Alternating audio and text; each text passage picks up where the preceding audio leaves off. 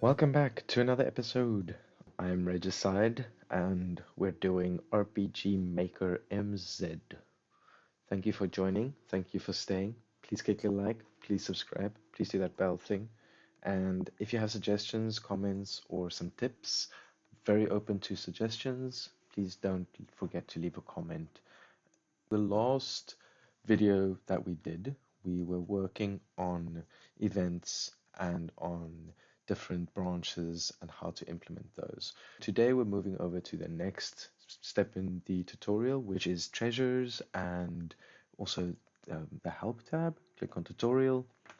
We select step 7, treasure and self switches, and then we select start tutorial. So the game will ask us to load up the file. We open it up. We go to our file. If you remember from the last episode, we created new switches in the old lady. And this time in this episode, we're going to learn about self switches. We're in our normal town and we're going to create 2 events around the wooden crate in the top corner of the town here. And we're going to, and also at the top, just the top right, and perhaps this part. We're going to do both of these, perhaps. That would be a good idea. We'll create events at all 3 these boxes. We created treasure chest because we start with no gold. Click on on this box over here. On the box at 1, 2. The game suggests 2, 2, but there's no box there. Oh, we're placing it next to the treasure chest. Apologies. So let's start over there. We're going to go over to 2.2 as suggested by the tutorial. We're going to right click on the block at 2.2. We're going to create a quick event. We're going to select treasure. And in here you can choose items, gold, weapon, and armor. We're going to choose gold and we're give ourselves 1,000 gold. Seems okay. So we say yes. And then we double click the crate. And in here we'll see there's already a pre-written script for this crate. That's one of the awesome things about this software, is that it comes with pre-built scripts like this. All you do basically is you provide the contents, and you can edit the specifics like the frames and the direction and stuff, but that's not always necessary.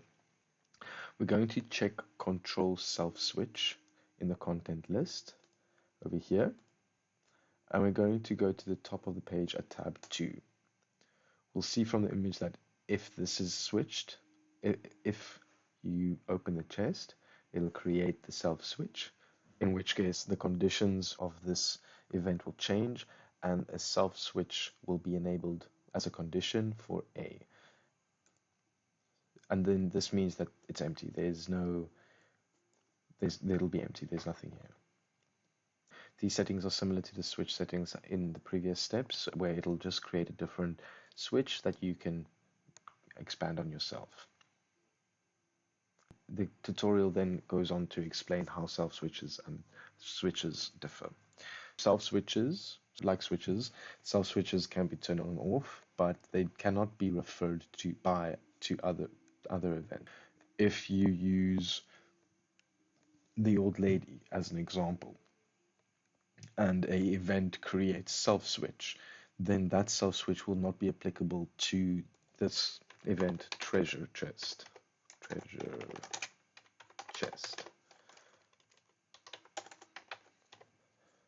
It's only applicable to its own. Each event has its own self switch from A to D, since they're unaffected by other events. One benefit is that they're easy to understand. So you can use these when you want to switch between the different tabs instead of creating a switch that is an on-off switch. We'll implement that in the old lady after this, just to give an example of how to do that. So, however, when you need to make references to other events, you have to use you have to use those specific switches. Next, we're going to create an event that uses self switches. We're going to create some flashing spots that give money to items when someone investigates them. We're going to make an event so that it's on the first page or before we get the gold. and page 2 is for after we get the gold. Double click on the wooden crate in 1.2. We're going to call it dropped gold. I'm going to say next. Going to look for an image. I'm going to look for an icon. The game suggests the exclamation flame icon and the little green flicker. We say OK. That's perfect. We're going to make movement type custom. We're going to change the root, and we're just going to make it turn left, right, up, down. We say next. Click on OK. And we're going to make the speed the same. We're going to make frequency higher. We're going to make sure that the trigger action is button, so that the trigger is action button. And we're going to create a condition to activate the event after the player presses it. So we're going to create the content by double clicking on the contents list. Going to scroll on the first tab down to control self switch. And we're going to select self switch A and ensure that the operation is on. We select OK, then we double click the next line. We go to change gold. We're going to increase the gold under operation to a constant of 1000. And we're going to select OK. We're going to then double click the blank line underneath. We're going to click show text, and we're going to just insert found.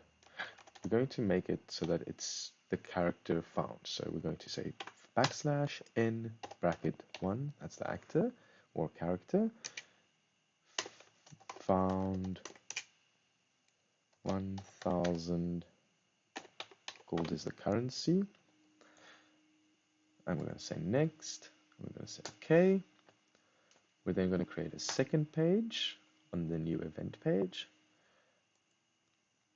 We're going to click under conditions self switch, and we're going to leave it as is. This way, once we've opened the chest, it creates a self switch, gives us the gold, and it closes off the event, and it just stays like that. So as the tutorial says, the reason the self switch is controlled before the text is displayed is so that the image will change to the one on page 2. The image will become the image of the relevant page the moment the switch is triggered. Basically, even if the content on page 1 is still being executed, this is where only the image is changed so that to that of page 2. So in other words, the little shiny bit disappears. As it says here, keep in mind this concept is an event that is still executing while the image of another page is showing. Perhaps we can change that so that it does not do that. Instead, we're going to say apply. We're going to go down here to page 2, and we're going to right click, or we're going to double click on the content. We're going to double click on the content list. And we're going to click to tab 2, and under character, we're going to click erase event. And we're going to select OK. That means once we pick up the gold, the event disappears. We're going to create the default position right underneath this area. We're going to right click at 1.4, just go down. We're going to set the starting position of the player, save the game, and then we're going to do a test run. Let's see how this goes. Going to select the new game. So before we open up the chest, so fantastic. We see that there's something in the chest, and that there's, or rather something in the crate, and that there's a chest next to it. Let's open the chest. Awesome. 1000 gold were found. We'll fix that. And then there we go. Read found 1000 gold. We found gold in the chest, and in the box, in the crate, and it disappears. So that way we know we can't pick it up again. We're going down. Let's find out, see, and the lady is not here because we have not yet created the event as in the previous episode. So far, all the scripts are running smoothly. We talked to the potion lady. She asked us if we want a free potion. She just gives us a free potion. Um, so I'll do something about that. We'll do something about that in another episode, where perhaps we change it so that she asks us and we say yes, and then we get a potion, or we say no and we don't get a potion. And we'll create some other conditions so that she no longer afterwards offers us a free potion, but so that she only gives it to us once. So we close up the game. We reuse the gold spot later, so we don't forget about it. We just leave everything as is, and that's the tutorial for that part. Awesome. Okay, so we know that those work. We know that the crate gives us our gold. That you're going to move on to the next tutorial step. So we go into help again. We click on tutorial. We select step 8, creating shops.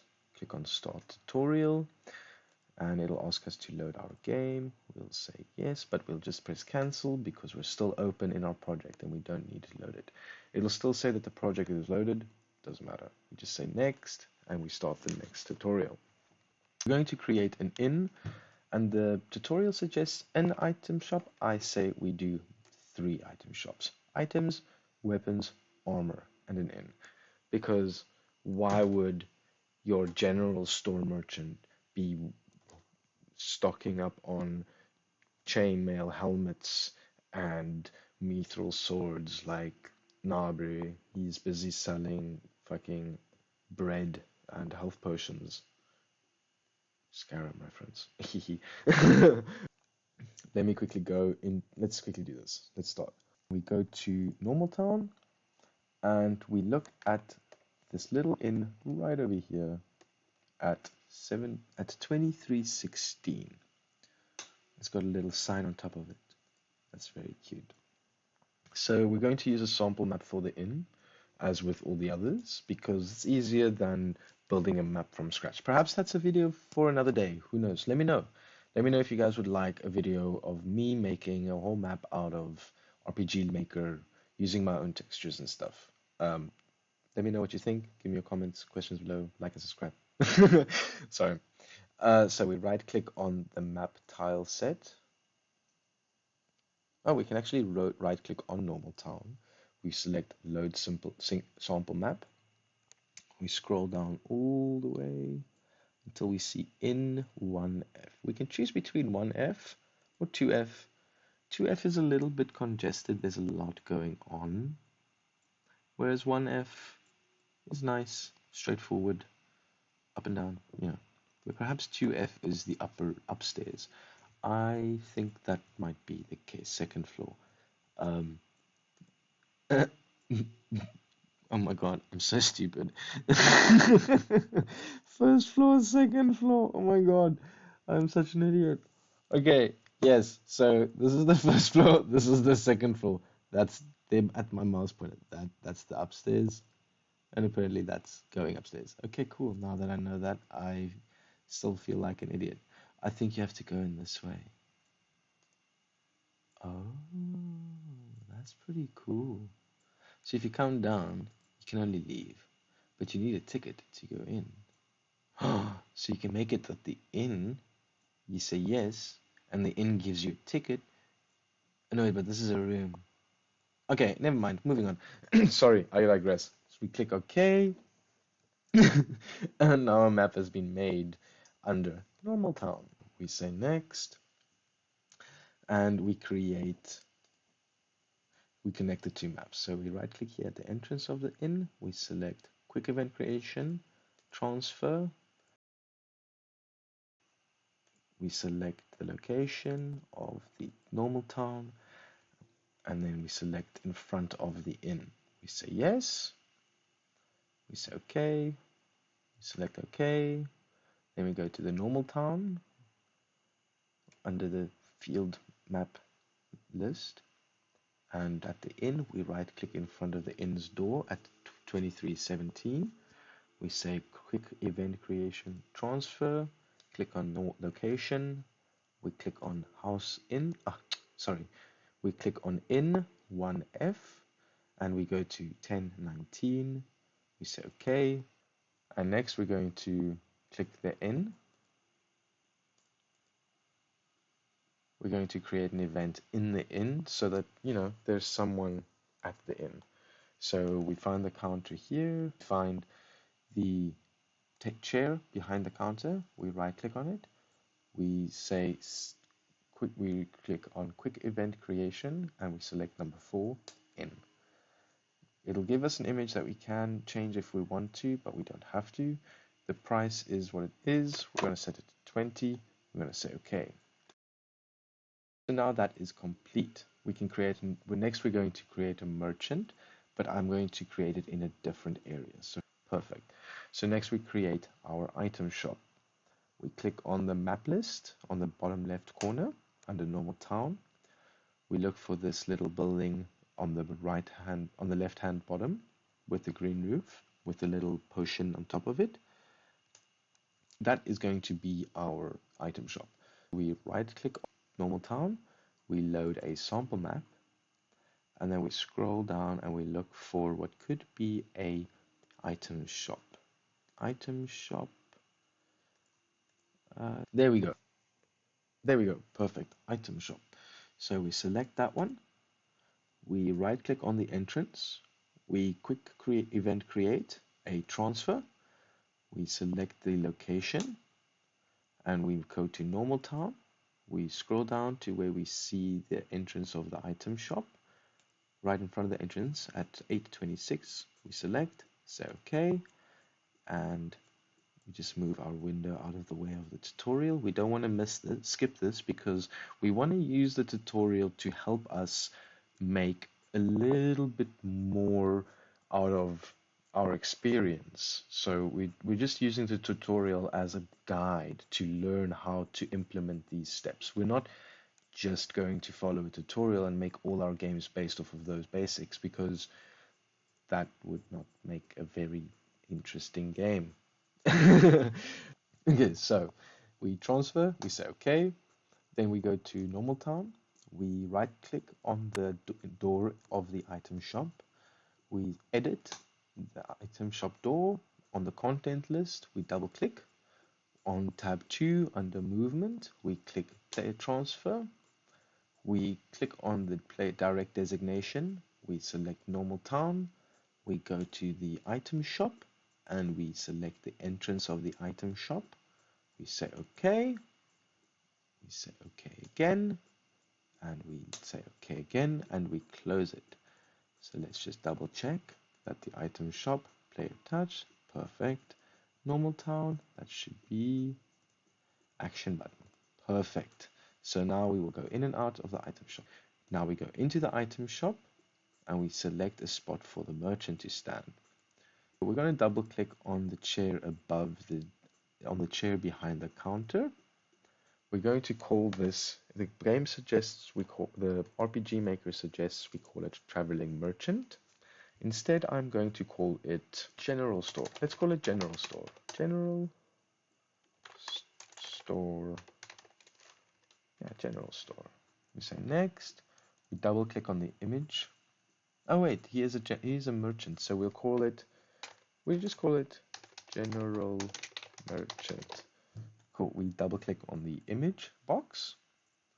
We go to one of the actors. Let's choose people. Who are we going to use? Let's select the man on people 4 with the brown hair. There we go. We're going to choose that guy. He's not going to have any movement. He's staying as is. No switches, no conditions, because we don't want to be restricted. We want to be able to access him whenever. Going to the content list, we double click on that. We go to the first tab, we show text. We're going to give him a face. So we select people 4. Oh, handsome man. We give him the name with the color. Let's make the color 06. Why not? Giving the name General Merchant. Right. 06. Perfect. And the text will we'll give him some interesting lines. Let's say, well, welcome to my store. Please have a look at my wares.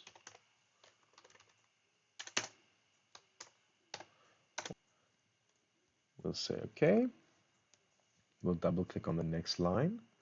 Go to the third tab.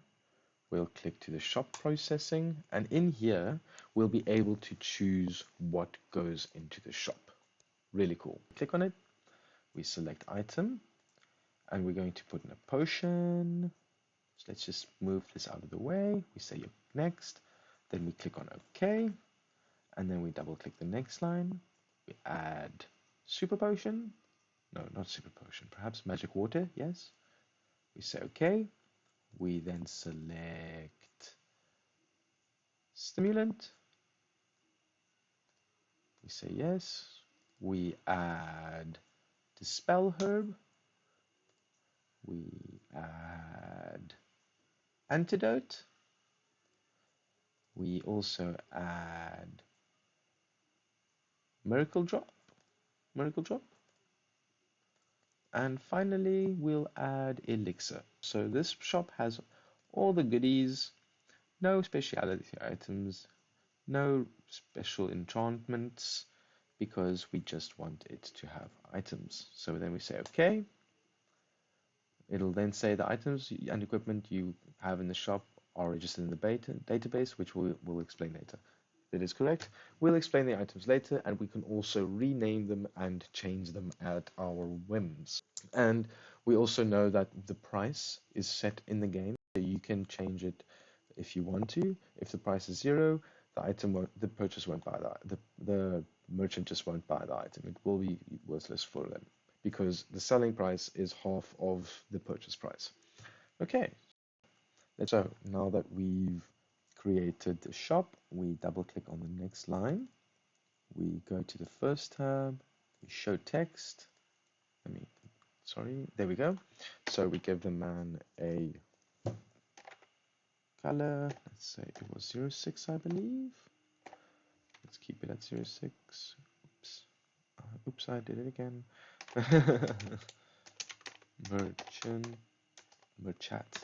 Merchatney. Sounds like a bad chutney. 06. There we go. We say thanks for stopping by. See you again. Why not? Maybe he'll see us again. And then we say OK. And then we have our little item merchant. We save the game, and then we're going to go to our normal map, select it, Then we're going to click on house, going to right click by our bed. We're going to set the starting position of the player, and we're going to select the playtest button. We're going to save changes to the game, and then let's see. We're going to select new game. There we go. What a lovely morning. Let's go on an adventure. Okay, we leave the house. Perfect. Everything's great. Fantastic. Old lady is there because we did the trigger that we spoke of in episode 5. No, episode 4. In episode 4, there's our gold. Pick that up. Fantastic. Got that gold. Fantastic. Here we go. And then we leave. Then we go into the item shop. Let's go say hi. There we are in the item shop. Go talk to him. Welcome to my store. Please have a look at my wares. He's got a yellow color. Nice. Okay, what can we buy? Potion, magic water, stimulant, dispel herbs, antidotes, miracle drop, elixir. All the items are there, and I've got 2,000 gold. 1,000 from the chest, 1,000 from the box, from the crate. Thank you for stopping by. See you again. Thank you, sir, for working. So then we move down. Let's leave. And we show up at the right place. Beautiful. So now that we're here, let's go see if the inn works. Go in. Okay. And there we are. Talk to her. That is perfect. Would you like to stay? Yes, we would love to stay. And now we sleep, save, party gets filled up. Boom. Bada bing, bada boom. There we go. And there we go. Cool. So now that we've done that, let us close the game. We finished the step, the tutorial is complete. We go to the normal town on the map list, and we're going to change up a little bit of the settings on the potion lady and the judge. We're going to right click on the potion lady, we're going to edit her, and once she gives us the potion, we're also going to create, and we're also going to say right click new, and under game progression we're going to say control self switch A on, and then we're going to go to page 2, and we're going to, instead of having the item, we're going to say self switch A. That way she gives us the potion, but also we won't get it again. Let's see. Let's see if that works. We save the game, we play, we say continue because it's too much effort then. And also we did save the game through there because that's an autosave. So we talk to her. What's up, bro? Want a free potion? I say yes. Got a free potion. But don't go with don't ye go with forth and squander thine blessing. Talk to this kid. Wait, hold on, let's see. So, do I have my potion? I do have my potion. Awesome. Let's give it to the kid. Give me your potions. Took my potion. Let's go and see if I still have it. Ah, potion's gone. Damn it. Let's see what she says. Will she give me another one? Oh no! Don't you go forth and squander thine blessing? I squandered my blessings. My blessings have all been squandered. What does he say? Oh, wow. He's not happy either. He's telling me that great adventures require greater potions. So I didn't do well. I need to go find a new potion. Maybe I can buy one. We got that to work. I think in the next video we might make the weapon and the armor shop. Who knows? We'll see. So we close that up. We save the project. And that's the end of that video. Thank you for coming over. Thank you for sticking around. Thank you for watching my video. Please like and subscribe. This has been a lot of fun. I hope you guys enjoyed as well. Please do leave some suggestions. I would appreciate it very much. And I hope you guys have an awesome day further. Bye.